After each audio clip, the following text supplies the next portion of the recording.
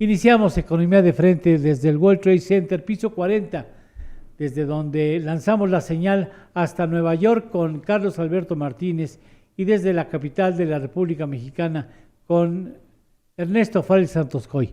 Iniciamos Economía de Frente.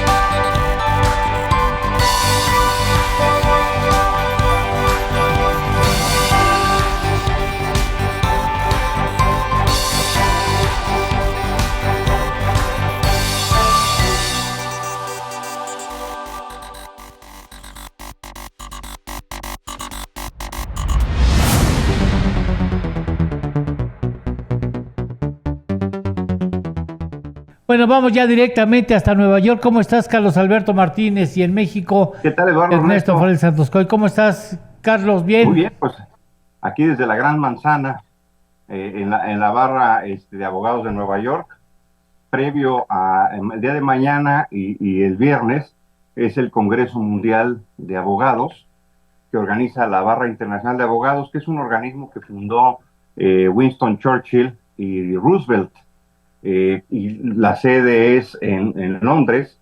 Justamente digamos, la crearon terminando la Segunda Guerra Mundial para darle la importancia al Estado de Derecho, pues para el desarrollo económico, para el respeto a los derechos, para el fin de la guerra y la reconstrucción del orden mundial.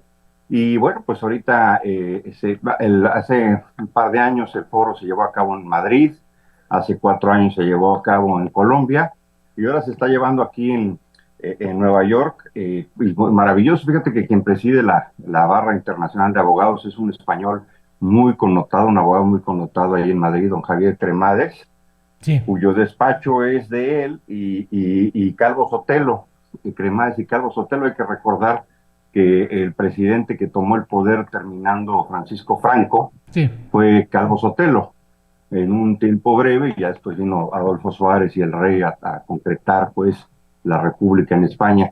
Entonces, muy, muy interesante, y aquí estamos listos de México. Fíjate que nos acompaña la ministra Norma Piña.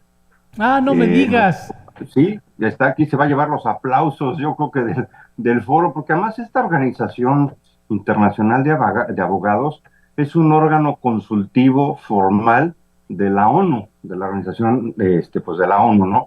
De Naciones Unidas, Sí. y es su órgano consultivo, está dentro de la estructura de la ONU, y bueno, pues la ONU normalmente le pide apoyo, asesoría, consejos con relación a la parte económica, con relación al tema social, fundamentalmente orientado pues a la cuestión de las leyes. Entonces viene ella de México, viene también el ministro Ortiz Mena, lo acabamos de ver hace un rato, va a estar el secretario general de la ONU, Gutiérrez, que es un portugués ahí muy interesante. Y bueno, pues vamos a discutir todo el tema de qué tan importante es el Estado de Derecho, querido Eduardo, para temas muy relevantes. Fundamentalmente uno de ellos es el cambio climático. Hacia adelante, ¿qué hay que hacer? Pues hay que cumplir las leyes ecológicas que cada día se están haciendo más robustas y más estrictas en el mundo, pero hay que hacerlas cumplir porque normalmente te enfrentas con empresas muy poderosas que no suelen respetar mucho los ríos, los bosques, los mares, y con relación a sus contaminantes, los subsuelos, pero también con mucha gente que no hemos estado acostumbrados a la protección al medio ambiente. Esto lo estamos viendo en las nuevas generaciones, pero ya las generaciones de antes pues, no estábamos muy conscientes en el tema pues, del plástico, el tema del cuidado del aire, del medio ambiente, de los bosques, etcétera. Entonces, esa parte a mí me parece súper relevante.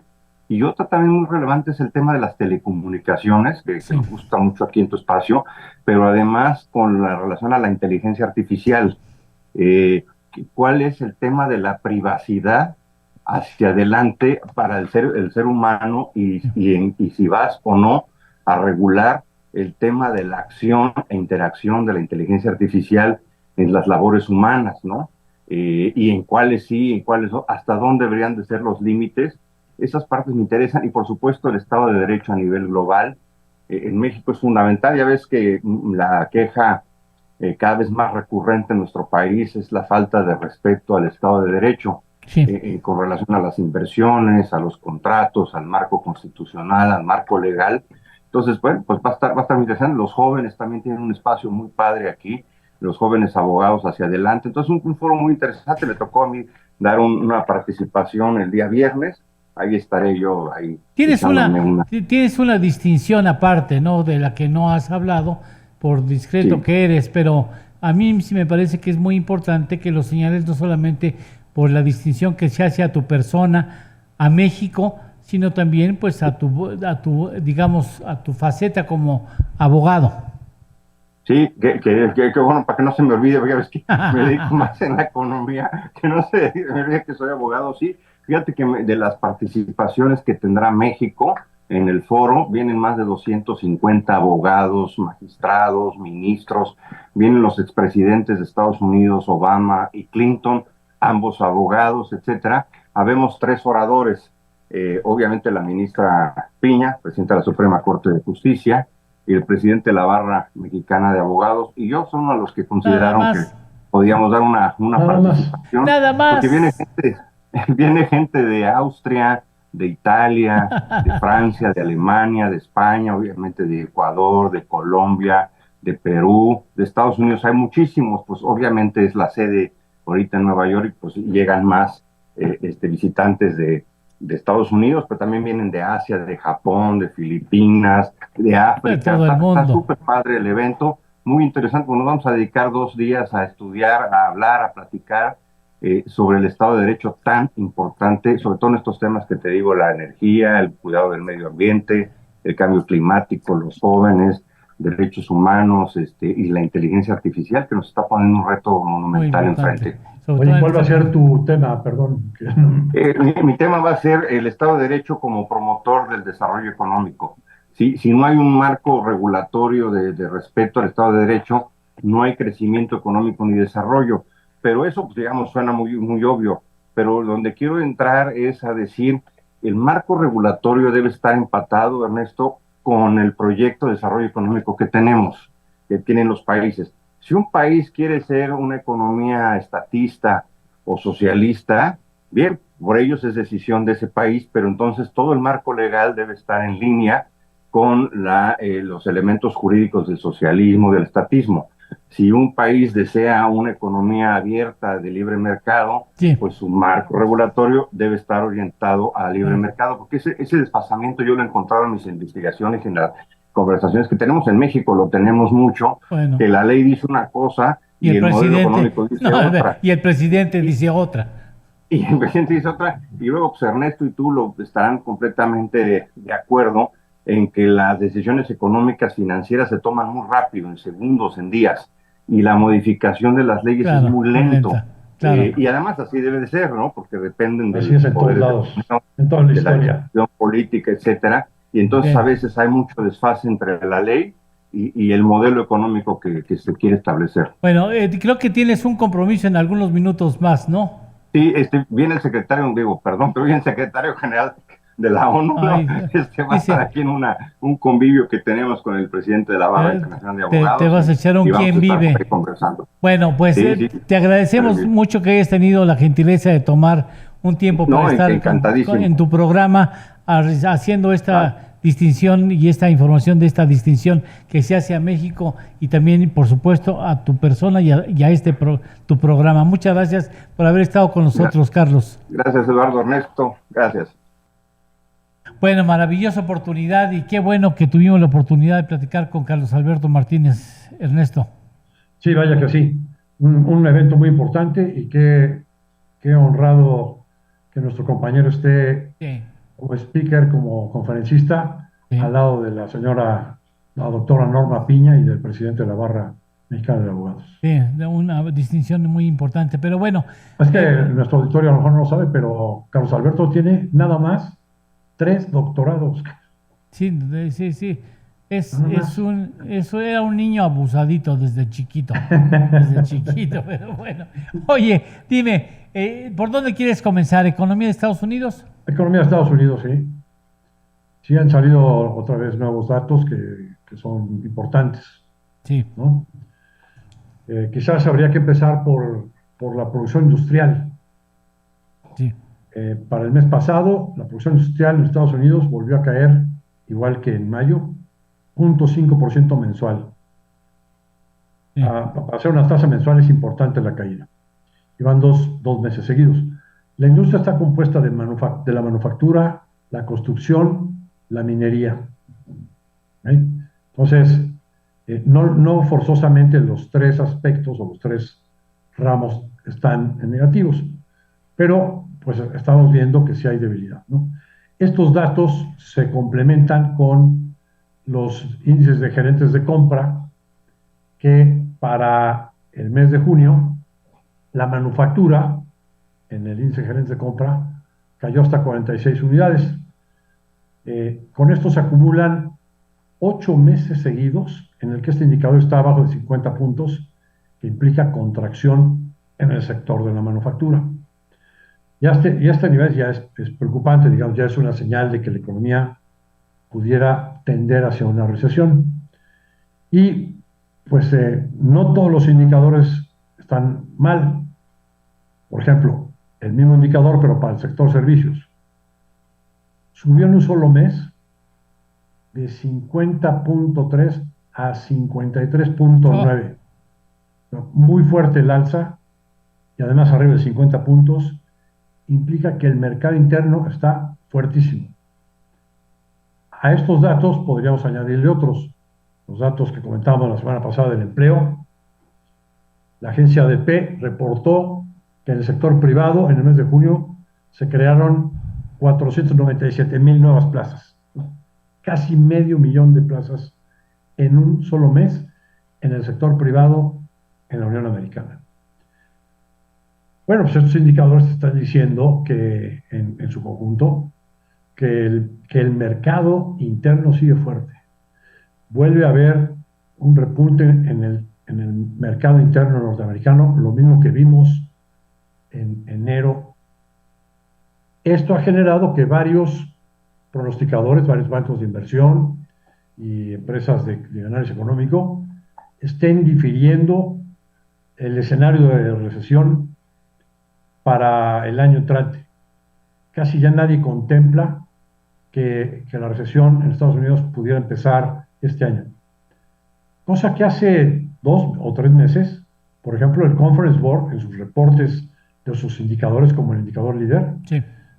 ahí mismo en su propio reporte decía, lo cual, porque bajaba el indicador, ¿no? El indicador líder, nos hace prever que la recesión en Estados Unidos va a empezar a mediados de este año, ¿no? Eso decía el propio Conference Board, que es un cuerpo colegiado de muchos economistas, ¿no? Una organización, digamos, un colegio de economistas. Sí. Y pues ahora ya nadie está pensando en que se vaya a dar la recesión este año. Pero sí, por ejemplo, Citigroup ayer hizo un reporte revisando sus escenarios, está pensando que la recesión va a empezar en el primer trimestre del 2024. Hay otros bancos de inversión que están pensando que no va a haber recesión y que más bien va a haber un aterrizaje suave. En Bolsa América lo que estamos previendo es una recesión en el segundo trimestre del 24. Lo que antes, a finales del año pasado, veíamos como que iba a iniciar en el segundo trimestre, pero de este año. Sí. Pero recorrido completamente a un año después. ¿Cómo se va recorriendo la vez? El vigor de la economía de Estados Unidos ha hecho que se vaya recorriendo la fecha de inicio tentativa de una recesión. Ya es muy viejo el chistorete de que los economistas se la pasan pronosticando 1/3 del tiempo y 2/3 explicando por qué no se cumplieron los pronósticos. Sí, sí. ¿No? Sí. Bueno, pues en este caso, la verdad es que los pronósticos no se han cumplido porque la política monetaria de la Reserva Federal no ha terminado de implementarse. Ya hemos comentado aquí que, por ejemplo, en cuanto a tasas de interés, al mes de junio la inflación subyacente era 5.5 y la tasa de interés estaba en 5.25. Desde 0 la han subido hasta el 5.25. Bueno, si la inflación subyacente es más alta, y la subyacente de la inflación a la que le quitan los elementos volátiles como los precios de la gasolina, del gas, de la energía eléctrica o de los precios de los perecederos. Todos esos elementos volátiles se los quitas a la muestra y te queda la inflación subyacente. Si la inflación subyacente está arriba de la tasa de interés, pues la tasa de interés de la Fed al mes de junio todavía estaba en tasa negativa en términos reales. Es decir, por eso no le echo ni cosquillas a la demanda de bienes y servicios en Estados Unidos. Necesita otro cuarto de punto porcentual, al O menos. dos, O dos, por lo menos. por lo menos. Así es. Si han salido datos buenos de inflación, ya los datos que tuvimos de inflación en general para junio Sí. muestran una inflación más moderada, tanto la subyacente como la volátil, pero sigue estando cuatro y tantos, sigue estando muy por arriba, creo que 4.90 por ahí, muy por arriba de la meta de la Reserva Federal de inflación, que es 2%. Sí. Entonces, le está costando mucho trabajo a la inflación ir descendiendo porque la política monetaria no ha terminado. Esto en tasas. Y en cuanto a recoger dinero, también ya lo hemos expresado aquí, se crearon 8 billones, a septiembre se habrán recogido 2 billones de dólares Todavía falta. para una economía que vale 24 billones. Todavía le falta. Sin embargo, la Reserva Federal ha estado muy temerosa.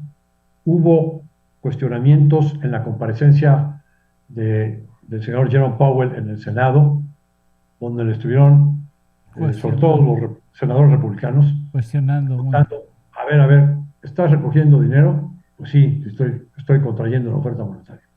No te vaya a pasar lo que pasó hace poco, el año pasado, Sí. cuando de repente los bancos se quedaron sin liquidez. O sea, se les pasó la mano. Sí. No el año pasado, sino la ocasión anterior que estaban contrayendo oferta monetaria antes de la pandemia. Entonces están temerosos de ir reduciendo Claro. la oferta de dólares, digamos, de tal forma, muy gradual, de tal forma que no falte liquidez en los bancos. Bien, de la economía mexicana, ¿qué nos quieres comentar, Ernesto?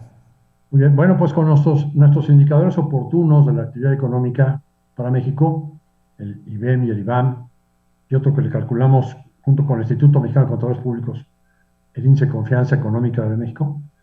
Bueno, con este conjunto de indicadores llegamos a estas conclusiones. Nuestra estimación, en base al indicador IBAM, para el IGAE de mayo es de un crecimiento del 2.9. El INEGI pronostica 2.7. Después, ya conocemos el dato del IGAE de abril, 3.3, y vamos a 3.7, perdón, y vamos a tener una estimación, perdón, ya tenemos una estimación con nuestro indicador IBEM del IGAE de junio, y es de un crecimiento del 4%. O sea, México pudo haber crecido cerca del 4% en el pasado mes de junio. Ahorita explicamos a qué se debe, ¿no? Pero este conjunto de estimaciones, más el dato conocido de abril, nos lleva a pronosticar un crecimiento del 3.2% en el PIB del segundo trimestre. Para el primer semestre, que es primer trimestre más segundo trimestre, en promedio, estamos estimando 3.4%. Es algo que no habíamos imaginado. Sí. Veíamos muy optimista la estimación de crecimiento para todo el año de Hacienda en 3% otra vez, ¿no? Y pues más bien veíamos un escenario de recesión a mediados de este año. Y como ya comenté, bueno, pues nos hemos equivocado, hemos diferido el escenario de recesión hacia mediados del año entrante, y con estos pronósticos de crecimiento estamos revisando al alza el pronóstico de crecimiento de la economía de México hacia niveles de un 3% para este año, para todo el 2023. Bueno, ¿a qué se debe que este mes de junio lo veamos tan fuerte? Bueno, déjeme darles algunos datos. Por ejemplo, en la industria automotriz, la producción de automóviles creció 16% anual. La exportación de automóviles creció 22% anual. Las ventas en el mercado interno crecieron 25% anual. No nada más en la industria automotriz hay buenos datos. Sí. sino que también en la actividad comercial. Por ejemplo, las ventas de las cadenas comerciales afiliadas a la ANTAD para el mes de junio, bajo tiendas comparables con el año pasado, mismo número de tiendas, y quitándole la inflación, pues resulta que el dato es un crecimiento en las ventas del 4% real anual. Bueno, es un crecimiento muy fuerte en las ventas. Sí. Estamos viendo lo mismo que en Estados Unidos, un repunte en la actividad comercial en México. Esto es básicamente lo que nos da esta tasa de crecimiento alta que estamos previendo para el IGAE de junio. ¿Puede haber recesión en la economía mexicana si hay recesión en la economía de Estados Unidos? ¿Puede haber un aterrizaje suave en Estados Unidos y recesión en México? Lo más probable es que si haya aterrizaje suave en Estados Unidos, también en México haya una desaceleración y hasta ahí. Pero no que recesión. no entremos a recesión. Es un escenario, Sí. ¿no? Si las cosas se pusieran muy complicadas en las elecciones, pues a lo mejor sí puedes tener un tercer trimestre negativo, ¿no? Las elecciones son en julio del año entrante, ¿no? Pero ahí estás hablando de las elecciones en México. En México. O sea, puede haber También un hay componente, elecciones. puede haber un componente de desaceleración por el proceso electoral mexicano. Sí, O sea, es un factor endógeno, digamos. Ahí nada tiene que ver Estados interno, Unidos. sí. Sí podría. sí. ¿En qué, Sí, puede. ¿en qué escenario? ¿Turbulencia, violencia, esos elementos? Sí. Es que todo puede pasar en las elecciones, ¿no? Sí. Más cuando ves que el crimen organizado anda Sí. No está a rienda suelta por varias ciudades. Ya, o sea, sí, ya interviene de manera descarada, digamos, ya ni siquiera guarda las formas, ¿no? Bueno, o sea, al mismo presidente después de las elecciones les felicita, se portaron muy bien. Sí, bueno. No, nada más mataron a 20 candidatos. Sí, No, en bueno. las elecciones intermedias. Sí, bueno. No. Imagínense Bueno, cuando da va a risa, ser. pero es una para llorar. O sea, en lugar de reírnos deberíamos de llorar. Sí. Pero sí, pues, todo puede pasar en el escenario político. No puedes descartar, ¿no? Que suceda todo. Y que haya sorpresas también y que luego no haya inconformidades, ¿no? Sí, claro, por supuesto. De cualquiera de los dos bandos, ¿no? Entonces, eso puede generar pues, un periodo de desconfianza en la que los empresarios y los inversionistas se retraen a esperar a que las aguas se asienten, ¿no? Y eso puede generar mayor desaceleración en la actividad económica en México. Sí. Déjame darte algunos pronósticos que estamos viendo preliminares para el 24. En Estados Unidos, previendo una recesión ligera en el segundo trimestre, estamos estimando un crecimiento del 0.5 en el PIB. Para la inflación, estamos previendo en Estados Unidos el año entrante una inflación de alrededor del 3%. Para el caso de México, ya comenté, estamos viendo un crecimiento del 3% este año y una caída del 1% para el año entrante en el PIB. Una inflación que puede cerrar en 5,5% este año en México. Ajá. 5, sí, lo cual estaría, por lo cual estamos previendo que haya una inflación alcista de aquí al cierre del año. Sí. Y cerrar en un nivel de alrededor de 4,5-5% el año entrante, y luego habría que hablar del tipo de cambio, ¿no? Pero digamos que es un tema aparte, ¿no? Tan importante que está convirtiéndose, ¿no? Hemos visto cotizaciones de 16,70 y tantos en el tipo de cambio. Nadie las imaginaba así de bajas, ¿no? Nadie. A finales del año, no. A finales del año pasado nadie veía un tipo de cambio tan bajo, es decir, un peso tan fuerte. La pregunta sería, ¿hasta cuánto? ¿Hasta cuándo va a durar? Sí. ¿Y Nos parece que estos niveles ya son muy cercanos al piso, pero lo mismo dijimos cuando estábamos bajando de 19 pesos. Pero pues ahora con más razón creemos que por aquí debe de andar el piso. ¿Cómo lo vemos hacia adelante? Nos parece que un escenario como el que estamos planteando, de una recesión ligera en Estados Unidos a mediados del año entrante, con elecciones en México, nos van a llevar un tipo de cambio cercano a 21 pesos. Sin embargo, creemos que hacia finales del año entrante pudiera cerrar en 18.